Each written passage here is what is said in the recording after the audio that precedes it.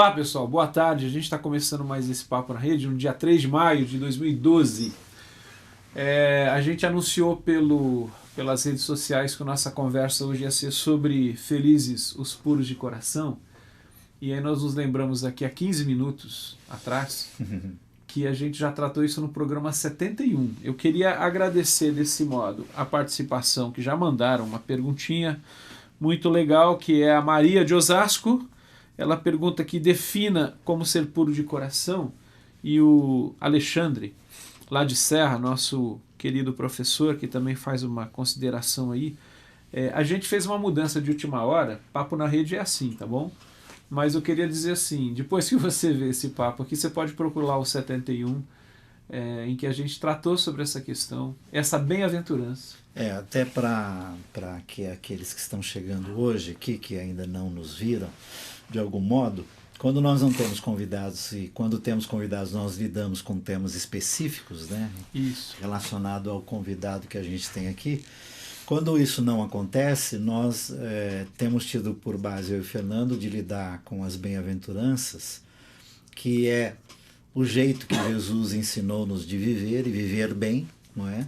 Então nós tratamos das bem-aventuranças ou de um ou outro tema específico. Então hoje é o caso, nós não temos convidado, então o tema seria este, mas não será, e nós lidaremos com outras questões que talvez, Fernando, quis Deus, e eu não tenho dúvida quanto a isso, que nós mudássemos algumas coisas assim de última hora.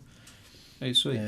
Para atingir, para chegar, para, de algum modo, segundo o querer de Deus, chegar ao coração de alguém que esteja muito, muito necessitado de uma palavra do Evangelho e de acolhimento da alma. Então, nossa intenção aqui nos minutos que teremos para conversar, na verdade será uma tentativa de acolhermos a nós mesmos, porque esse é um dos melhores jeitos de se aprender a acolher o outro, é acolher o seu próprio coração, a sua própria alma, seu próprio ser, e uma vez isso acontecendo, a gente tem a capacidade, a habilidade de acolher o coração do outro e daqueles que estão nos vendo e aqui nos ouvindo. Eu e o Fernando caminhamos há muitos anos, vocês já sabem disso.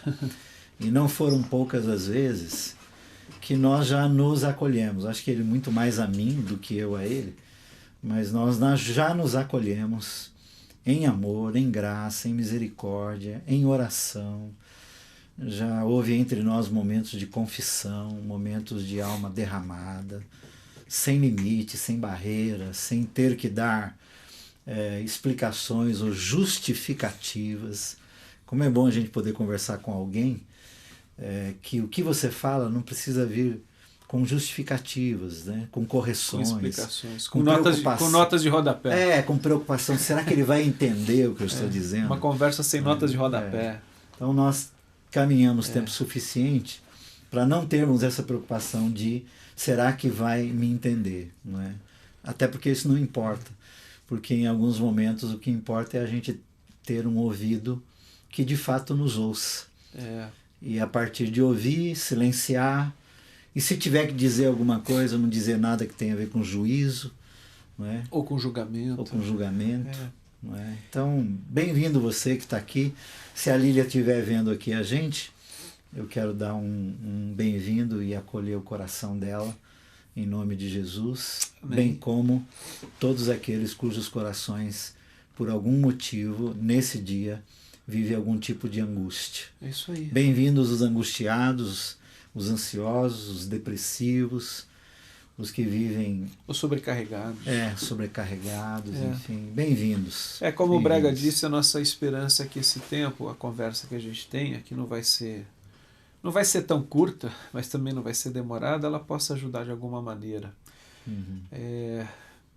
De modo a expor quem é um pouco Jesus de Nazaré, que é aquele que faz esse convite, né? Vinde a mim aqueles que estão cansados, sobrecarregados, porque ele nos dá alívio e descanso. Na realidade, eu penso que Jesus mesmo é o nosso descanso. Falando em acolhimento, Brega, você estava dizendo aí, aprender a acolher a si mesmo para acolher o outro. Eu lembro de uma fala do nosso amigo Osmar Ludovico, que tantas sempre vezes está presente entre nós. Exato, que tantas vezes tem nos ensinado e tem nos orientado a aprender a acolher a palavra, né?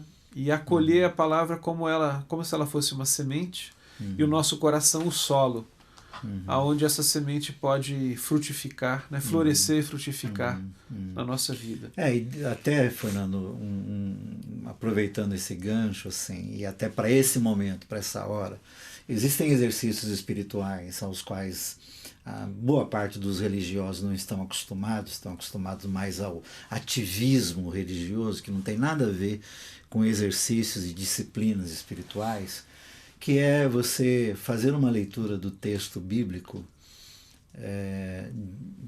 como nós aprendemos, inacianamente falando, né? De modo que a leitura te conquiste.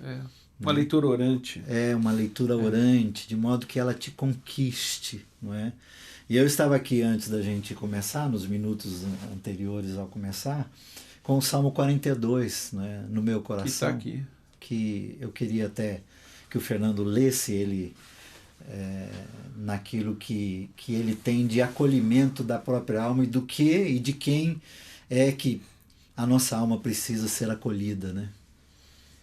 O Salmo 42, ele é uma oração de anelo, né, de súplica, e que expõe essa aflição da alma. E fala: como uma corça suspira pelas correntes das águas, assim a minha alma suspira por ti, ó Deus. A minha alma tem sede de Deus, do Deus vivo. Quando virei e comparecerei diante de Deus? As minhas lágrimas têm sido meu alimento de dia e de noite, enquanto me dizem continuamente: onde está o teu Deus? Eu me lembro com efusão de coração de como eu passava com a turba e os guiava em procissão à casa de Deus, com voz de júbilo e louvor, uma multidão em festa. Porque está abatida, ó minha alma, porque está perturbada dentro de mim. Espera em Deus, pois ainda lhe darei graças pelo auxílio do seu rosto. Deus meu, dentro de mim está abatida a minha alma. É uma conversa que é interessante que o salmista tem com Deus e com ele mesmo. Consigo mesmo. É como que é olhando no espelho d'água, né? Isso. Olhando para si e olhando para o eterno e para a própria eternidade e fazendo perguntas. É um salmo que convida a isso, portanto, eu acho que é muito interessante. A gente já falou isso aqui algumas vezes, não é para ser repetitivo, mas é interessante bater numas teclas, né? Há espaço para o lamento, há espaço para a angústia, há espaço para a dor e a aflição na caminhada com Jesus. Né? E Davi, 42 é Davi, esse salmo, ele expõe essa angústia do coração e da alma dele. Né? E faz uma memória de lembrar assim: eu lembro quando eu andava com o povo em procissão. É um salmo de romagem, que é aqueles salmos usados do caminho até chegar ao templo, que iam lendo e cantando esse salmo. Eu lembro dos tempos das alegrias, né, que elas existem, elas né, aconteceram. Mas né? eu estou vivendo hoje um tempo de dureza, um tempo de tristeza. E o que eu acho interessante aí, Fernando, é essa possibilidade que o Senhor, que nos criou e nos constituiu alma vivente, né? Nós somos uma alma e temos um corpo, não é? De que é possível, segundo até este salmo, de quando em quando, isso é preciso, nós darmos ordens ao nosso próprio coração, né? Essa coisa de: por que você está batido a minha alma? Não é? Lembra-te, não é? Dos livramentos, né? Lembra-te dos momentos e dias e tempos e horas em que você achou que não chegaria, não ultrapassaria aquele momento, e o Senhor te acolheu. E assim, lembra desse momento, né? E traz de volta a esperança e revitaliza a fé, né? Para que haja esse reencontro de alma com aquele que pode saciar a alma. Você falou da ordem, né? É um momento em que eu ordeno a minha alma algumas coisas, mas eu acho interessante também, Brega, que é um momento em que eu, usando aquela palavra inicial, eu acolho a minha alma e dou espaço para ela, dizendo assim, ao mesmo tempo que é um questionamento: por que estás abatido a minha alma? Mas eu me permito entender que eu vivo um dia de abatimento de alma. Sim. Né? E não me recuso a pensar dessa forma. Sim.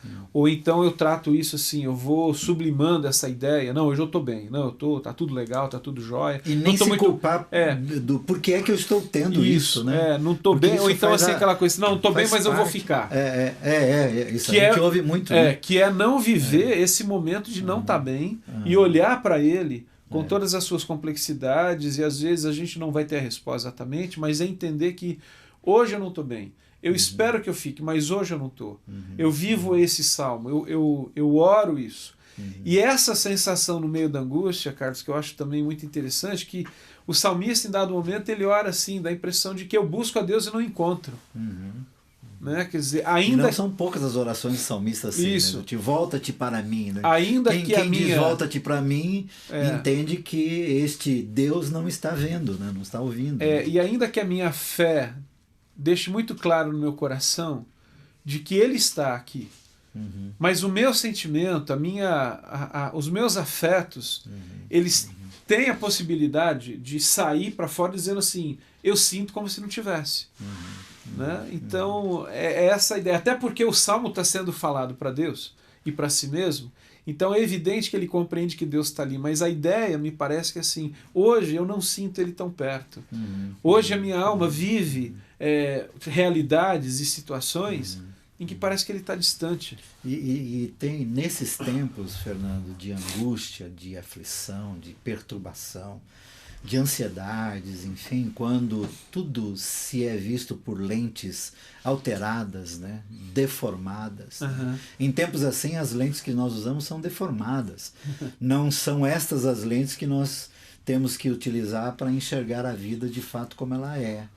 Né? Mas nós temos que considerar que esse é um fato.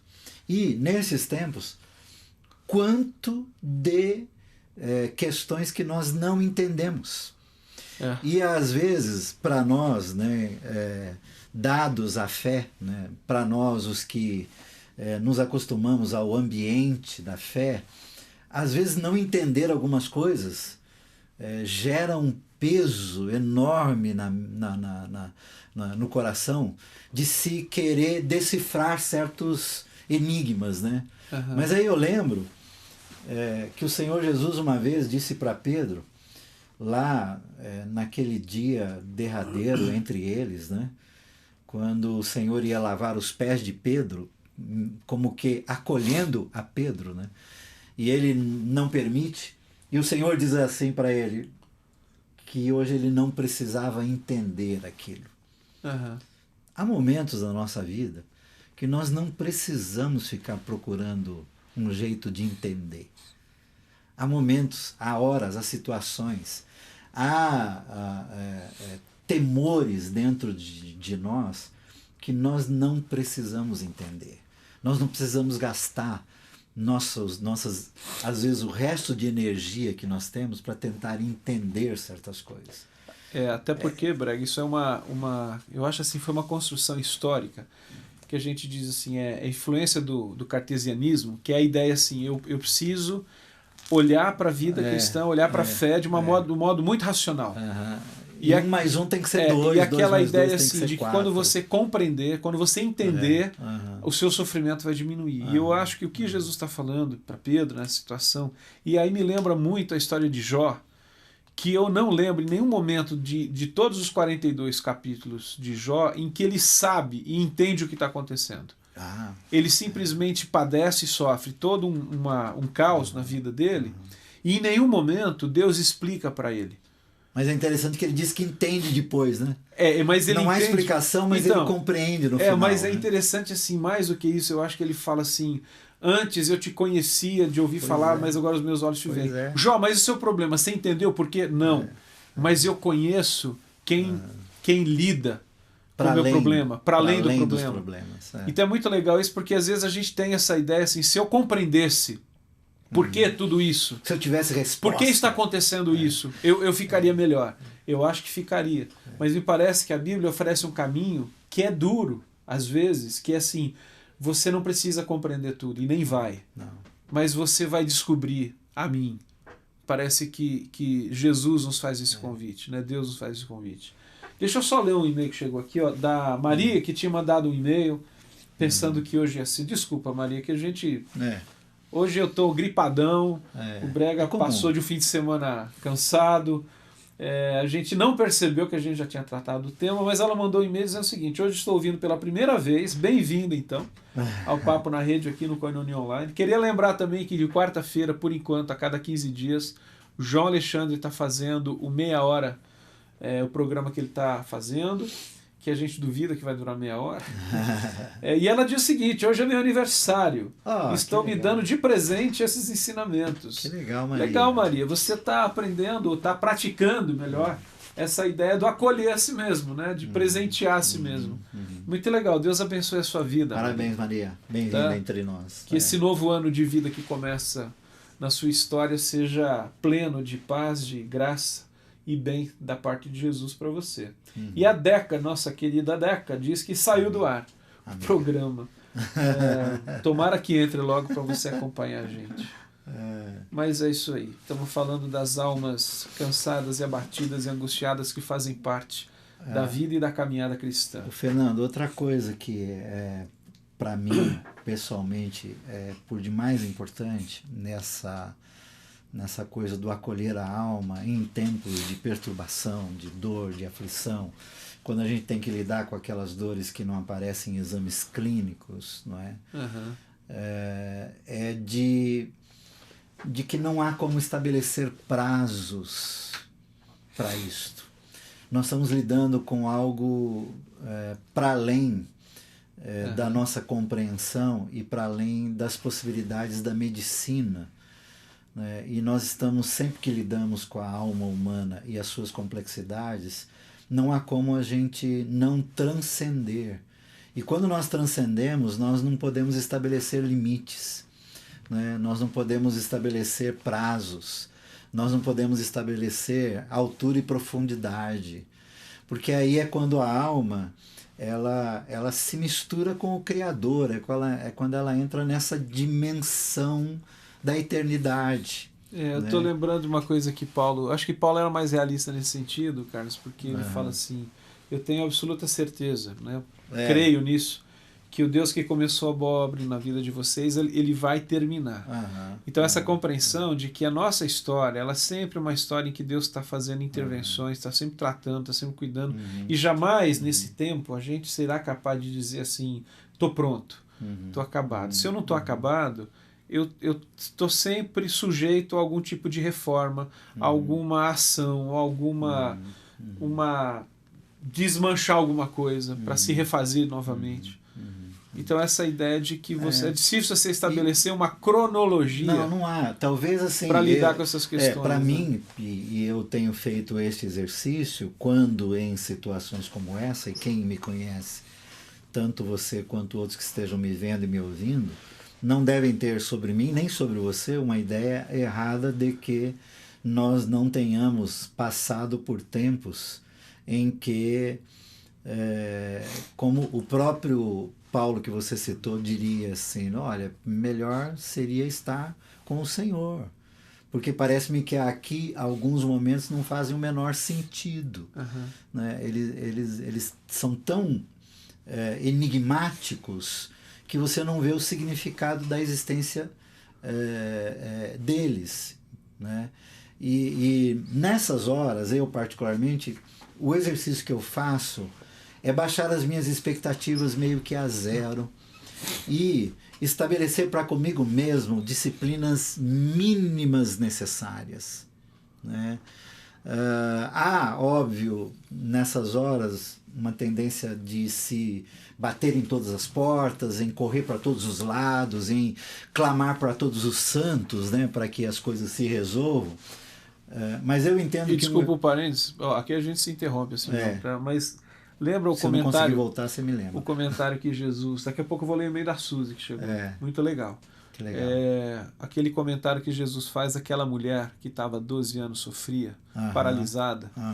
E aí ele diz assim que ela sofria na mão de médicos. Não é que a gente está dizendo que só, mas essa questão assim, ela busca aqui, que é em algum momento um ato natural, aquela coisa assim: eu vou gastar todos os meus esforços para tentar achar. Mas às não vezes... poucos como ela chegam em tempo que falam assim, não tem mais o que fazer. Né? E aí é nesse sentido que eu digo assim, de baixar a expectativa e estabelecer disciplinas mínimas. Que é o que aprendemos com Henry Nouwen, o que aprendemos com Eugene Peterson, o que aprendemos com alguns dos nossos mestres, de escrever uma oração simples. Escrever um salmo, né? Onde o teu coração seja exposto, derramado, onde você descreva o seu coração. E lê-la, né? E fazer dela uma oração constante. Né? Ou aquilo que a gente aprendeu com o Bonhoeffer, orar com salmos. Lembra o programa que a gente fez com o Bonhoeffer aqui? Orar com salmos. Então, assim, devolver a si mesmo a possibilidade de vivenciar a sua própria vida e essa vida transcendente com mínimos e não com máximos. Porque muitos, nessa hora de secura de alma, não conseguem levantar da cama. Muitos nesses momentos não conseguem ler 10 capítulos de um texto bíblico. Mas me agarrar naquilo de melhor que a gente tem em termos de interpretação do Salmo 23, não é?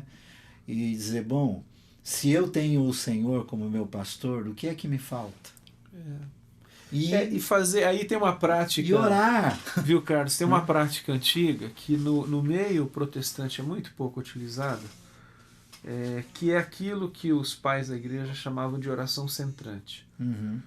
Que é uma oração que ela centrante por quê? Porque ela tem um centro, que geralmente é uma pequena palavra, uma pequena frase, geralmente da Escritura ou ligada a alguma verdade da Escritura, e eu me apego a essa frase. Não é mantra, não é absolutamente nada parecido com isso, mas a ideia é assim, ela vai ser a minha palavra, a minha frase que vai me dar força nesse momento em que eu não tenho nem condições de orar. E quem já passou por momentos... Até que ela vire palavra de Deus em você, e até que ela te conquiste. Exatamente. Não é? Que é o que há de melhor na nossa relação com Deus. Deixa eu ler o e-mail da Suzy, lá de Vinhedo. Lê lá. Por falar nisso, Suzy, as tangerinas estavam deliciosas, viu? Mas ela faz um comentário muito interessante aqui, muito legal, Brega. Olha, foi na minha primeira entrada na caverna, que essa ideia que eu acho que ela está fazendo referência ao salmo de que a minha alma tem sede, um abismo busca outro abismo, em que se ouve esse questionamento, às vezes de nós mesmos, né? Onde está o teu Deus, afinal de contas? Mas ela fala assim, foi na minha primeira entrada na caverna que fiz 2 enormes descobertas na vida. A primeira... O Deus que me aceita e me acolhe de verdade, mesmo que eu o esteja evitando e questionando. Então é interessante isso, Suzy. Eu achei muito legal. Que é um momento assim, em que eu intencionalmente estou evitando. E Deus, aquela coisa que às vezes você brinca, né? Bondade e misericórdia me seguirão. Então essa ideia assim, um Deus que está vindo. E está me cercando, e eu estou tentando evitar, mais ou menos aquela ideia do homem apaixonado pela mulher que vai atrás e vai conquistar. Né? Que se eu crer bem, se eu não crer, ele vai do mesmo jeito. Ele me encontra. E a segunda coisa, as pessoas que realmente me amam. Né? Então, de fato, essas entradas na caverna, essas lamentações da alma, que o Salmo 42 que a gente leu expressa um pouco, são momentos em que, de fato, a gente encontra amigos, eu não diria assim, talvez verdadeiro amigos, mas quais são amigos que, nesse momento, têm uma palavra que vai me fazer bem, não vai me adoecer ainda mais. Porque, às vezes, o grande problema, e a gente vai lembrar de novo do livro de Jó, que aqueles discursos dos amigos de Jó, eles eram teologicamente corretos. Sim. Ninguém poderia dizer de uma forma contundente assim, não, isso está errado. Não, faz até muito sentido. Mas, cara, você está equivocado. Você não conhece Jó e me parece que você não conhece o Senhor. Você conhece a teologia do Senhor. E não estou fazendo uma crítica à teologia, mas essa teologia sem alma, sem conexão com a vida, com o coração, com a realidade da pessoa. Né? Quando Jesus ele se depara diante de pessoas que sofrem, e que eram acusadas de estarem sofrendo por causa do pecado, Jesus ele usa uma outra argumentação, ele faz um outro caminho, que é essa questão que a gente já disse no começo, e não é uma palavra que julga. E às vezes, Fernando, quando você fala de amigos e amizades... Se bem que a gente, de fato, em alguns momentos desses, descobre mesmo que alguns caras são traíra. Mas você sabe que tem amigos circunstanciais... É verdade. Que eu diria que são verdadeiros amigos anjos. Que samaritanos. Que nos pegam no caminho quebrados. Para nunca mais. E depois nunca mais vejo o cara. Eu falo isso, e a Suzy deve ter vivido situações como essa, mas eu falo isso por minha própria experiência. Eu tive momentos que eu sei que alguns amigos foram anjos e foram amizades circunstanciais. Elas existiram para aquele momento, elas existiram para aquela hora. E estes podem estar camuflados, né, em mentores, em terapeutas, em médicos clínicos mesmos, né? Gente que não só está na profissão como um técnico, mas está na profissão por vocação e quase que sacerdotalmente exercendo aquilo que exerce, de modo a, quando toca em alguém, quando avalia um exame, lidar de maneira pastoral com aquela pessoa, de modo que às vezes um desses profissionais diz uma frase para você que é a frase que até aquela hora ninguém tinha dito. Então aquele é um amigo circunstancial, não é? São os anjos amigos que Deus coloca no nosso caminho, como os que tiraram José, né, de dentro do poço. Né, para levá-lo para o Egito. Né? E depois talvez nunca mais José viu esses caras. José não foi salvo por inimigo, por amigo, José foi salvo por inimigos. E eu acho que também tem aquele camarada, Brega, que é o seguinte, é o cara que convive com você, ou com quem está passando esse tempo difícil, e que durante muito tempo ele nunca se mostrou assim, nossa, é um cara que fez muita diferença na vida. Não, é um cara que está próximo, está junto, tal. Mas que numa circunstância específica em que você precisa de alguém que estenda a mão, que ouça, que acolha, é naquele momento que esse cara parece assim que ele sai de um casulo e tanto tempo teve ali e ele se mostra tão presente e tão próximo que você fala assim, cara, você me surpreendeu. É aquela ideia do amigo mais chegado que o irmão, quer dizer, o camarada que está ali perto, mas a circunstância tornou ele mais chegado, mais ainda, íntimo, mais né? íntimo. E às vezes uma atitude, né, de acolhimento, uma atitude de absolvição, né? Uma atitude de graça, né, que vem de alguém. Hoje de manhã eu li um texto, né, de um desses, assim, que na verdade se tornou amigo por conta de uma ação pública, não é? Em que ele me acolhe, né? E aquilo é algo absolutamente inesquecível. Eu não vou esquecer disso a eternidade, não é? Agora, Fernando, nesse ponto e nesses tempos... Deixa eu depois e-mail da Vânia. Deixa eu só... Lá de São Gonçalo. Para ficar assim... aos que estão vivendo tempos de ansiedade, de angústia, de dores de alma, de rompimentos, de sensações de abandono, de rejeição...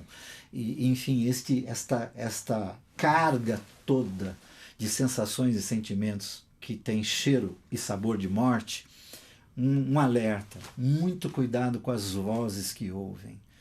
É muito bom ter um mínimo de serenidade, um mínimo de estabilidade, um mínimo de consciência e selecionar a voz que se ouve. Deixar muito claro no coração e na mente, na alma, qual é a voz que você elege como sendo a voz que, aspas, comanda, dá ordem em horas em que você não está no absoluto, na sua plenitude de domínio. Quer dizer, há vozes que são vozes de vida. É aquela voz lá do Senhor, não é? Menina, volta, Talita cumi, né? Vem para a vida, é a voz da vida. Todas as vezes que nós estivermos em processos em que o sabor e o cheiro é de morte, a voz que nós precisamos ouvir é a voz que nos chama para a vida. Essa é a voz para ser ouvida. Deixa eu ler o e-mail da Vânia, que chegou agora. Vânia, bem-vinda, de São Gonçalo. Nossa companheira de tarde de quinta-feira. Quintas-feiras aí, nesse mundo cibernético. Que legal. Ela fala o seguinte, uma das colocações que sempre me chamou a atenção é, aí abre aspas, aquela de Jesus: ajuda-me na minha falta de fé. Eu me identifico muitas vezes com esse pai que, diante de muitas lutas, ele se vê sem ou com pouca fé. E a despeito disso, Jesus age em seu favor. Interessante isso. A gente estava aqui discutindo um pouco, Vânia, assim, passamos o período do pós-almoço conversando sobre o seguinte tema: os limpos de coração. Até a gente se dar conta que a gente já tinha tratado desse tema. E aí a questão que a gente colocou, que foi mais ou menos uma pergunta que mandaram lá primeiro, acho que a Maria de Osasco: quem que é o limpo de coração? Eu acho que, em primeiro lugar, aquele que reconhece que em si mesmo não tem pureza, não tem limpeza de coração, conquanto ele tenha a intenção. E me parece que esse homem, assim, talvez a gente poderia dizer: o que é um homem de fé? De certa maneira, esse homem é um homem de fé, porque ele faz a oração e a confissão dele de tal forma confiante em Jesus, né? Porque ele diz assim: Senhor, ajuda-me na minha falta de fé, na minha pequena fé. Mas ele faz esse pedido, paradoxalmente, com tamanha confiança, que é então interessante essa relação do reconhecimento. Dá para juntar isso, né, com aquela fala dos discípulos, que eu acho muito interessante. Eu sempre digo que o tema era transcendente, e quando nós lidamos com a transcendência, nós temos que aprender a orar, né? Quando eles dizem: Senhor, então ensina-nos a orar. Quando Jesus trata do perdão com eles, né? E eles entendem que a proposta é tão grandiosa, é tão para além do que é o normal, né? Que eles dizem: Senhor, para isso o Senhor é que deve nos ensinar a orar. E é muito interessante quando a gente conclui, segundo as circunstâncias nas quais nós estamos, que o nosso coração, ou tudo que aprendemos até aqui, tudo que vivenciamos de experiências até aqui, elas não são suficientes. Né? E que a minha oração é um pedido de: ensina-me a orar, antes, né, de orar. Falando em oração, eu vou ler um pouco mais do Salmo 42, Brega, que diz assim, a partir do verso 8. Contudo, de dia Jeová ordenará a sua benignidade, e de noite estará comigo o seu cântico, a saber, uma oração ao Deus da minha vida. Aí vem um texto que é muito para a gente pensar, e acho que essa ideia assim, que isso significa na minha vida, né? Direi a Deus, minha rocha: por que te esqueceste de mim? Porque ando eu em pranto por causa da opressão dos meus inimigos. Quer dizer, essa liberdade de resvalar quase que uma blasfêmia, que é assim, perguntar a Deus: por que o Senhor esqueceu de mim? Abandono. Por que essa sensação de abandono? Essa sensação de abandono? Porque eu oro e o Senhor não responde, porque a dor permanece, porque Fernando, a aflição... eu acho que essas são as orações mais sinceras que a alma pode fazer ao Senhor. Então, por isso que eu falei que eu acho não que sei por que nos vem em tempos como esses, ou em outros tantos tempos, né, orações presunçosas, soberbas, não é? Altivas. Né? Querendo, desculpa assim a expressão, mas querendo arrotar uma querendo postura dizer diante que ele de tem Deus. Alguma obrigação para com a gente. Ou assim, de que eu sou um homem muito temente a Deus, de que eu sou cheio de fé. Onde é que nós arrumamos isso? Diz para mim. E aí, quando o salmista nos apresenta esse valor da oração. Olha que coisa legal aqui, né? Para Maria lá de Osasco, que perguntou assim: o que é um homem, o que é um coração puro? Isso aqui é um coração puro. Esse é um coração puro. É um coração simples. Ele tem uma coisa no coração que é de dizer a Deus o que se passa lá dentro de mim. Esse é um coração sincero. Sem camuflagem. Qual é a sinceridade dele? Não aquela que necessariamente agradaria né, num testemunho de um culto. Um coração puro é esse cara que está sofrendo, né? e é capaz de dizer: por que o Senhor esqueceu de mim? É isso aí. Cala a boca, rapaz, não fala assim, está falando com Deus. Eu sei. Eu sei. Mas eu tenho uma pureza tal de sei que Ele não vai me rejeitar. De que Ele vai acolher essa minha dor. E veja bem, eu acho que Jesus como a gente costumava dizer, Jesus é a chave hermenêutica, né? Quer dizer, é a chave que nos ajuda a compreender toda a Escritura. Ela me parece muito parecida com a oração de Jesus no Getsemane. Muito. Né? Deus meu, e Deus sobretudo meu. Na cruz. Né? Porque me desamparaste. Então, essa possibilidade que nós temos de expressar o choro da alma. sem querer mostrar aquilo que não é. E assim, Fernando, talvez, e não vai aqui uma palavra daquela, assim, tipo, conveniente, né, de qual é a lição que você está tirando disso, né? Eu costumo dizer assim, olha, sinceramente, algumas lições eu queria ter aprendido sem ter sofrido tanto. Algumas lições eu queria ter aprendido sem ter tido que ir ao fundo do poço, né? Sem botar a cara no chão. Sinceramente, eu queria ter... queria aquilo que eu te falei que eu li lá, onde nós almoçamos hoje. Alguém tweetou ou coisa no Facebook aí, uma coisa assim de como que é? É melhor uma surra de... Como que é? De verdade. Uma surra de verdade do que um abraço de falsidade, né? Aí eu até respondi assim, brincando, falando, não dá para ser só umas palmadas. Eu entendi a colocação, mas a questão é essa que você está falando, cara. Às vezes, a gente quebra. Mas assim, eu diria assim, longe disso, então. Longe de querer dizer, olha, irmão, irmã, ó, querida, querido, isso que você está vivendo vai te trazer blá... Não isso. Mas assim, uma coisa é fato. Uma coisa é fato. Isso você leu Jó e Jó expressa isso. Os salmos de Davi, os salmos de Moisés, os salmos dos filhos de Coré e de outros tantos. Todos eles, quase que sem nenhuma exceção, o Salmo 70 e 3 está aí para provar essa coisa de o que passou pelo meu coração. Passou o seguinte, que tem gente que aparentemente não é tão boa quanto eu sou e vive muito melhor do que eu e nunca teve o que eu estou tendo. Se dando muito bem e às vezes eu chego a ter inveja deles. Quer dizer, esse é o coração sincero. Agora, isso, aproveitando o Salmo 73, lá adiante ele diz assim, mas quando eu entrei no teu santuário, do tipo, houve um momento, e eu falo por mim, você fala por você, nos seus tempos de depressão, de crise pânico, de hipertensão e de pânico, nos meus dias de pânico, houve para mim um momento que eu posso dizer sim, houve um dia em que o Senhor me visitou, e eu não tive dúvidas de que era o Senhor me visitando. Que eu acho que houve um dia. É isso que a Suzy está colocando aqui, Brega, no e-mail. Sem dúvida, sem dúvida. Nesse momento, sem dúvida. Lá no fundo do poço, eu descobri coisas acerca de Deus que eu não, sinceramente, sei lá porque é assim, mas eu não descobriria fora do poço. Eu não saberia. Não saberia. Então, assim, não é esse papo de pega leve. Imagina o quanto você vai aprender com isso. Olha, sinceramente, eu gostaria de aprender e aprender muito mais sem ter que passar por situações como as que eu já passei, de ver gente morrer na minha frente e de ver meu filho quase morrer na minha frente e de ver essas sensações de morte. Eu preferiria ter aprendido sem isso.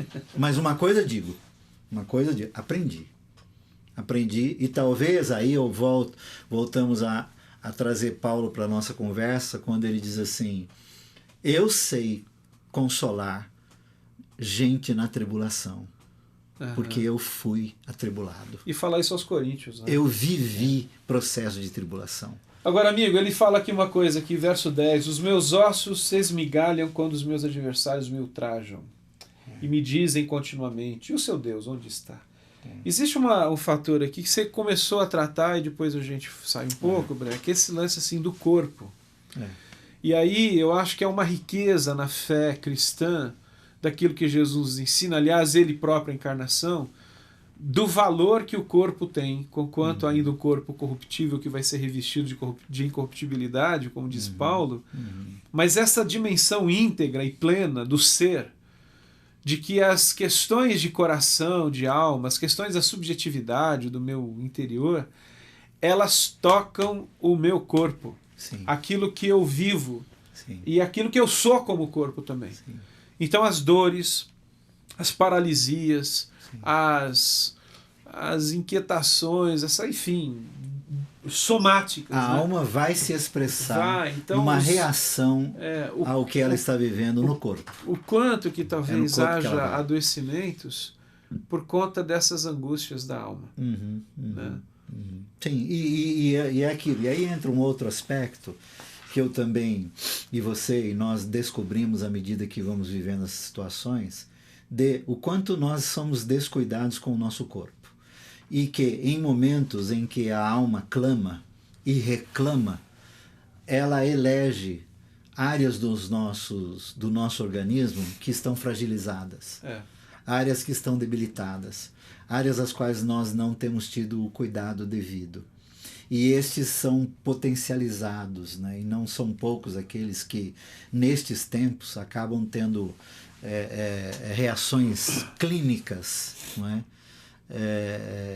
No organismo por conta porque o mesmo processo que fizeram de descuido, de não cuidar devidamente, né, da alma, fizeram com o corpo. E nesses tempos o corpo ele é potencializado nisso. E é óbvio e é natural que aconteça uma reação a partir daquilo que é a fragilidade, daquilo que é a fraqueza, né? E aí, sem querer espiritualizar também, Fernando, mas sabendo que nós vivemos nesse ambiente o tempo todo, como diz o nosso amigo Ariovaldo Ramos, né, invoque que alguma coisa vem.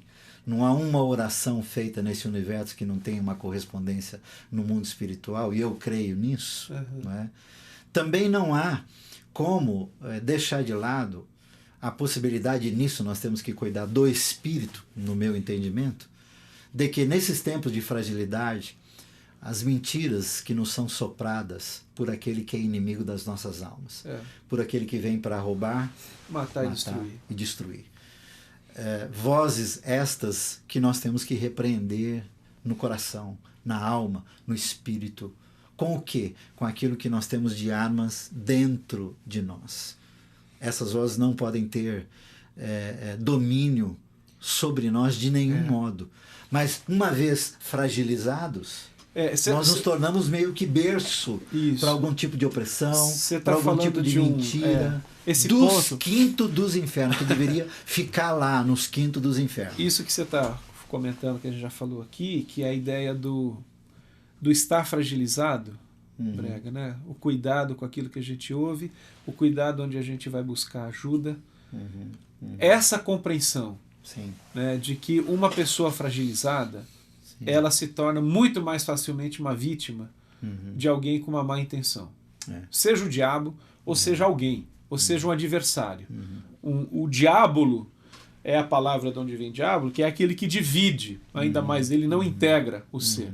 E o cara vai ficando ainda mais fragmentado. Rompe, né? Então o cuidado, quando a gente vive esse tempo de fragilidade, aonde eu vou, a quem eu vou ouvir? Nas nossas relações agora horizontais, é isso que eu estou querendo dizer. Sim. Né?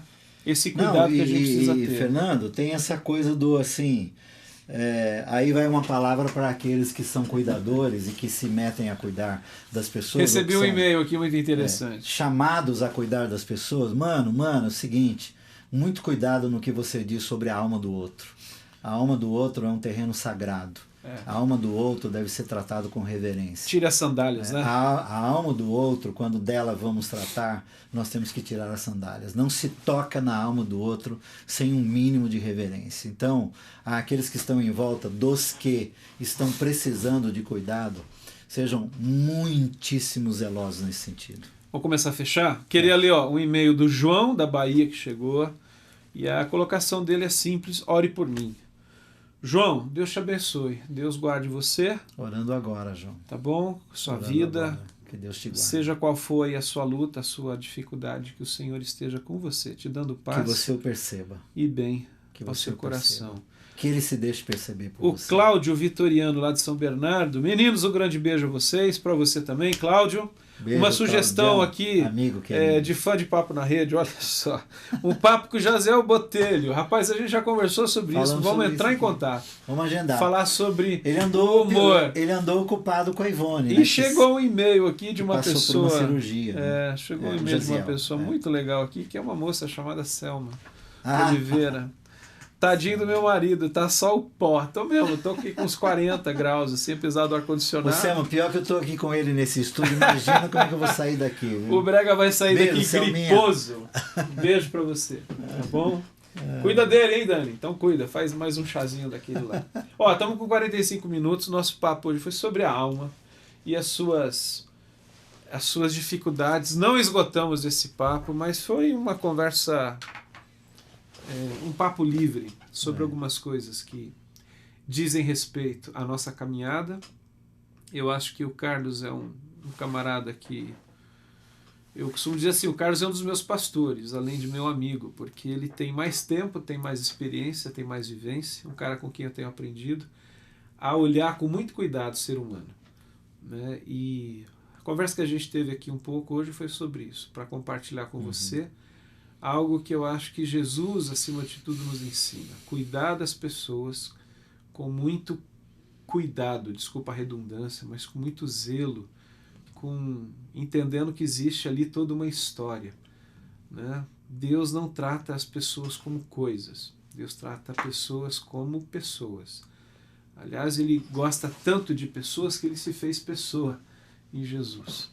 Então é isso, a gente... Fernando, fala. Eu encerraria da minha parte, óbvio, você encerra o programa, mas eu encerraria com um texto, com um salmo que me encanta sempre, né? Ainda que eu andasse pelo vale da sombra da morte, eu não preciso temer, porque eu sei que eu não estou sozinho. Não é este vale da sombra da morte um lugar onde alguém que teme ao Senhor caminha sozinho. Nesse lugar, nós sempre temos o Senhor perto. Ele se faz presente. Sempre. No vale da sombra da morte. Então, obrigado pela sua companhia até aqui. Obrigado pelos e-mails, o pessoal que participou, enriqueceu legal o nosso papo. Obrigado. Essa tarde. Tem muitos programas em arquivo no Koinonia Online, do Papo na Rede e agora com o João também. Programa 71, Limpos de Coração, Bem-aventurados Limpos de Coração. Tem muita coisa boa. Aceitamos sugestões, não que nós vamos dar ouvido a todas elas. Pessoal, até quinta que vem, se Deus permitir. E voltamos aí mais uma semana. Até quinta. Bom resto de semana. Tchau. Semana que vem, quarta-feira, o João Alexandre bate um papo com o Jorge Camargo, tá bom? Na quarta-feira, às 4 da tarde. Que legal. Até Tchau, lá. gente.